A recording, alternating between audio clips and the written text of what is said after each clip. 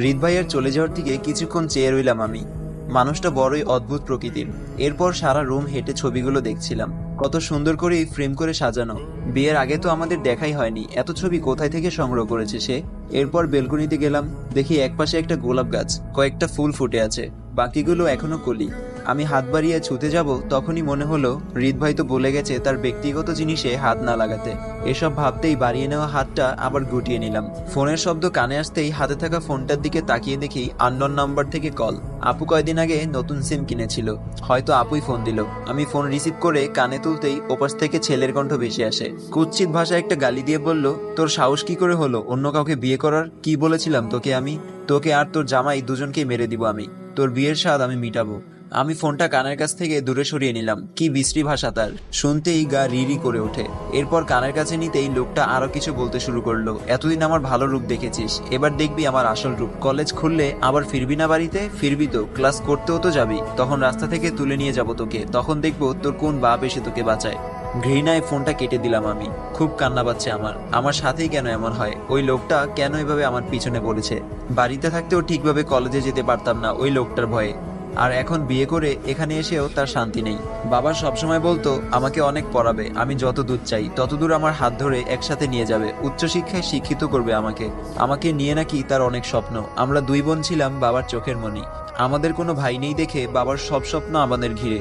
আপু পড়ালেখায় তেমন একটা ভালো ছিল না, তাই ইন্টার পাস করে আর পড়েনি। এরপর আপুকে বিয়ে দিয়ে দেয়, কিন্তু পড়ালেখায় বরাবরই সিরিয়াস ছিলাম। তাই বাবা সবসময় বলতো আমাকে দিয়েই তার সব স্বপ্ন পূরণ করবে, কিন্তু ভাগ্যের কি পরিহাস। কলেজে উঠতেই আমার উপর চোখ পড়ে চেয়ারম্যানের ছেলে আসিফের। এরপর নানাভাবে উত্ত্যক্ত শুরু করে আমাকে। কোনো মতেই ফার্স্ট ইয়ার শেষ করে সেকেন্ড ইয়ারে কয়েকটা মাস পার করলো। এরপর সমস্যাটা আরো বেড়ে যায় আমায় প্রপোজ করার পর থেকে, যখন আমি তাকে রিজেক্ট করে দিয়েছিলাম, কারণ তাকে খুব ভয় লাগতো আমার। আর তারা খুব নষ্ট বললেও ভুল হবে না, বাবার পাওয়ার খাটিয়ে বেঁচে যায় সব সময়। রাস্তা থেকে তুলে নিয়ে রেপ করার হুমকিও দিয়েছিল ওই ছেলেটা। বাবা বাধ্য হয়ে চেয়ারম্যানের কাছে নালিশ করে, কিন্তু চেয়ারম্যান লোক দেখাতে ছেলেকে 2টা থাপ্পড় মারতো।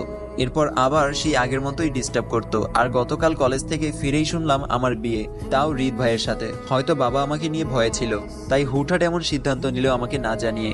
এখন ভয় হচ্ছে প্রচুর, বাড়িতে গেলে কি করবে সে? আমি কি এক্সামটা দিতে পারবো না ঠিকভাবে? এর মাঝেই মামি এসে কাঁধে হাত রাখতেই আমার সারা শরীর কেঁপে উঠল। তখনও আমার শরীর একটু একটু কাঁপছে।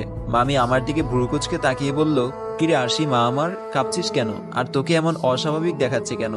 কিছু হয়েছে? ভয় পেয়েছিস? আমি নিজেকে স্বাভাবিক করার চেষ্টা করে মাথা ঝাঁকিয়ে না সূচক জবাব দিলাম। মামি আমার দিকে চেয়ে আবার বলল, কি হয়েছে আমায় বল। হৃদ কিছু বলেছে? কিছু বললে বল, এক্ষুনি ওর হিরোগিরি বের করব।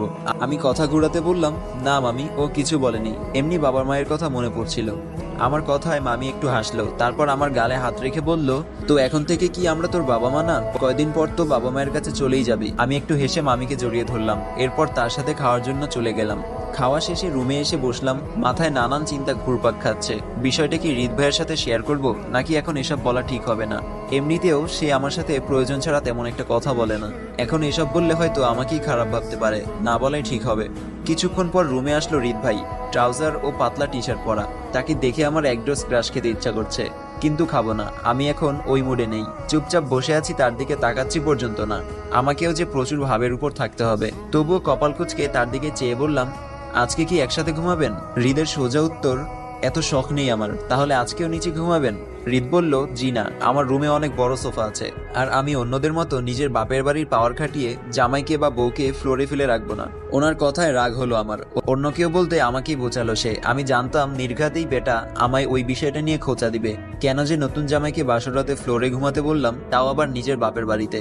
মনে মনে নিজের উপর খুব রাগ হলো আমার। হৃদ ভাইয়ের রুমে টেবিলের ছোট বক্সগুলোতে অনেকগুলো বই তাক করে রাখা আছে।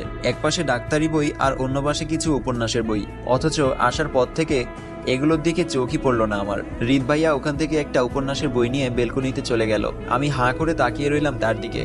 বাব্বাহ, এই অনুভূতিহীন মানুষটা আবার উপন্যাসও পড়ে। আমি ছোট থেকেই খুব গল্পপ্রেমী, রাত জেগে গল্প পড়তাম আগে। আর উপন্যাস প্রেমীরা এমন অনেক বই একসাথে দেখলে খুশিতে পাগল হওয়াটাই স্বাভাবিক, এটা তাদের মনের খোরাক। ইচ্ছা করছে বইগুলো দেখতে, কিন্তু সে তো বলল তার জিনিসে কেউ হাত দিতে পারে না, তার অনুমতি নিয়েই পড়তে হবে। আর এখন মন মেজাজও ভালো নেই, প্রচুর চিন্তা ঘুরপাক খাচ্ছে মাথায়। আপাতত নিজেকে একটু বিশ্রামে নিতে হবে। চুপচাপ বিছানায় শুয়ে আছি আমি, মাথায় খুব চিন্তা ঘুরপাক খাচ্ছে। দুপুরের আগেও বাবা মায়ের সাথে ছিলাম, আর এখন তাদের জন্য প্রচুর চিন্তা হচ্ছে। ওই বাজে লোকটা বাবার কোনো ক্ষতি করবে না তো? খুব চিন্তা হচ্ছে আমার তাদের জন্য। আবার মনে হচ্ছে লোকটা যদি ঢাকায় চলে আসে, যদি হৃদ ভাইয়ের কোনো ক্ষতি করে। না, এসব কি ভাবছি আমি, চিন্তা যেন আমার পিছুই ছাড়ছে না। বেলকনিতে উঁকি দিয়ে তার দিকে তাকালাম, খুব মনোযোগ দিয়ে উপন্যাস পড়ছে সে। চিন্তাগুলো একপাশে রেখে চোখ বুজে রইলাম, এই বুঝি ঘুম এসে সব চিন্তা দূর করে দিবে। কিন্তু ঘুমও আসছে না আজ। কিছুক্ষণ পর বারান্দা থেকে রুমে আসে হৃদ ভাই। আমি ঘুমানোর ভান করে চোখ বুজে আছি, তিনি বইটা জায়গায় রেখে আমার পাশে এসে বসলেন। খুব মায়াময়ী দৃষ্টিতে আমার দিকে তাকিয়ে রইলেন কিছুক্ষণ। হঠাৎ ওনার এমন আচরণ মাথায় ঢুকছে না আমার। তিনি আমার গালে হাত রাখতে গিয়েও আবার হাতটা সরিয়ে নিল, হয়তো আমি জেগে যাব এটা ভেবে। তার এমন মায়াময়ী দৃষ্টি যেন আমার ভেতরে তোলপাড় সৃষ্টি করছে। কেমন যেন অস্থির অস্থির লাগছে আমার। কেন লাগছে তা জানি না, সবে 18তে পা দিলাম। এই বয়সটায় অনুভূতিগুলো খুবই ভয়ঙ্কর। তিনি আর কিছুক্ষণ এভাবে তাকিয়ে থেকে একটু ঝুঁকে আমার কপালে আলতো করে চুমু এঁকে দিয়েই উঠে গেলেন। তাকে দেখে মনে হচ্ছে চুমু দিয়ে বড্ড অপরাধ করে ফেলেছে সে। চলে যাওয়ার পর চোখ খুলে তাকালাম আমি, ঠোঁটে অজান্তেই একটা হাসি ফুটে উঠল।